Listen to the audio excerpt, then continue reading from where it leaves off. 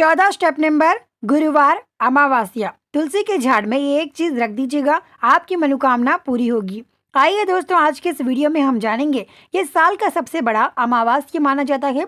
इस अमावस्या के दिन आप लोग तुलसी के झाड़ में ये एक चीज रख दीजिएगा, आपकी मनोकामना जो भी हो वो पूरी होकर रहेगी। साथ ही भागेश्वर धाम सरकार क्या कहते हैं, आइए दोस्तों ये भी जानते हैं।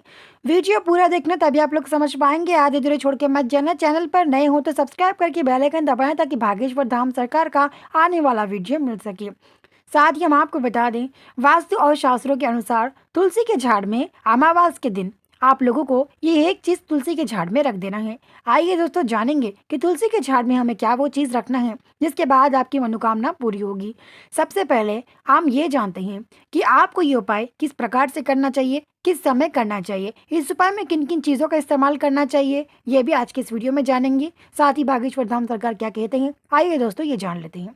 भागेश्वर धाम सरकार का ये कहना है, जो व्यक्ति अमावस्या के दिन ये उपाय करेगा यानी कि शाम के समय, उसकी मनोकामना पूरी होगी। तुलसी के झाड़ में बस एक चीज रख देना अमावस्या के दिन, आपकी मनोकामना पूरी होगी। साथ ही आपके जीवन में धन की कमी नहीं होगी। साथ ही व्यापार में लाभ आएगा, घर में दरिद्रता नकारात्मक दूर होगी। ये उपाय करने के बाद आपकी जो भी मनोकामना हो उसे स्वीकार कर ली जाएगी। आइए दोस्तों, अब जानते हैं कि हमें क्या करना है इस उपाय के लिए। भागेश्वर धाम सरकार तो इतना कहते हैं, ये उपाय सच्चे दिल से जरूर कीजिएगा, जिसके बाद आपकी मनोकामना जो भी वो पूरी होकर रहेगी।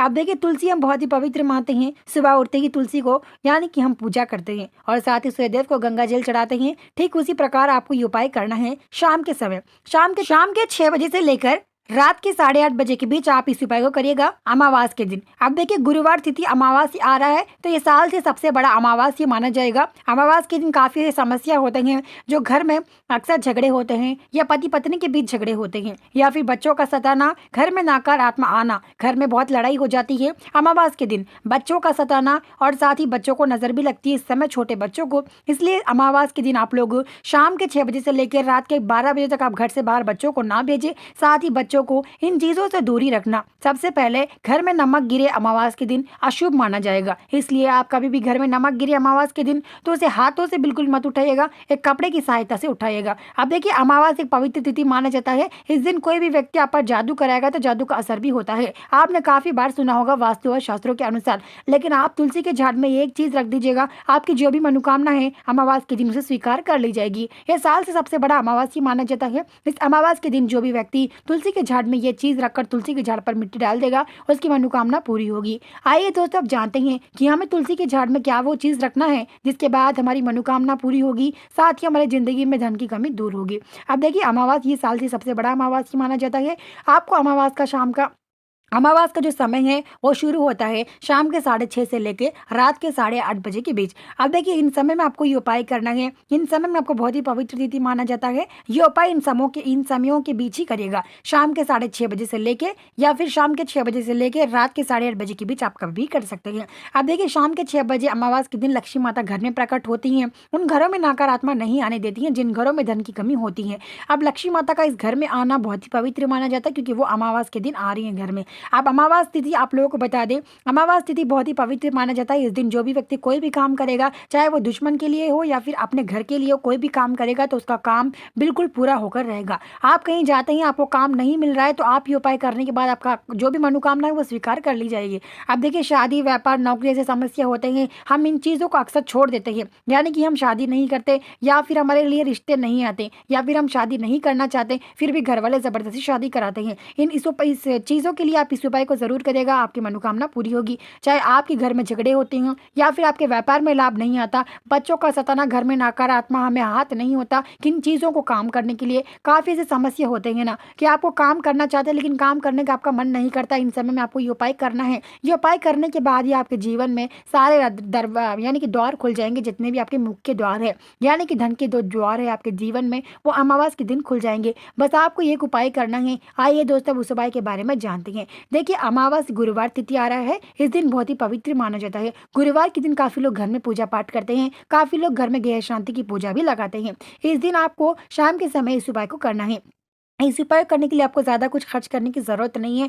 आप देखिए जिनके घरों में तुलसी का झाड़ है वो आसानी से इस उपाय को कर सकते हैं। वहीं जिनके घर में तुलसी का झाड़ नहीं है वो भी इस उपाय को कर सकते हैं, लेकिन आप लोग पूरा वीडियो सुनना तभी आप लोग समझ पाएँगे। देखिए जिनके घर में तुलसी का झाड़ है वो लोग शाम के 6 बजे हाथ और पैर मुँह धोकर अपने तुलसी के झाड़ के पास आइएगा। उसके बाद आप लोग एक नींबू ले लीजिएगा। अब देखिए या तो आप इस उपाय के लिए हरा नींबू ले सकते हैं या तो पीला नींबू। हरा या पीला नींबू दोनों में से कोई भी इस उपाय को ले लीजिएगा। जब अमावस्या जो है चाँद होता है रात के समय, वो चाँद जैसे ही निकलता है तो अमावस का ग्रहण यानी कि जो ग्रहण लगता है अमावस का शाम के 6 बजे से 6:30 से लेकर रात के 8:30 के बीच, तो आपको शाम के 6 बजे लेकर रात के 8:30 के बीच कभी भी आप इस उपाय को कर सकते हैं। इन बीचों में इस उपाय करना, इसके बाद बिल्कुल भी आपका जो उपाय है वो काम नहीं करेगा फिर, तो इन समय में ही करना।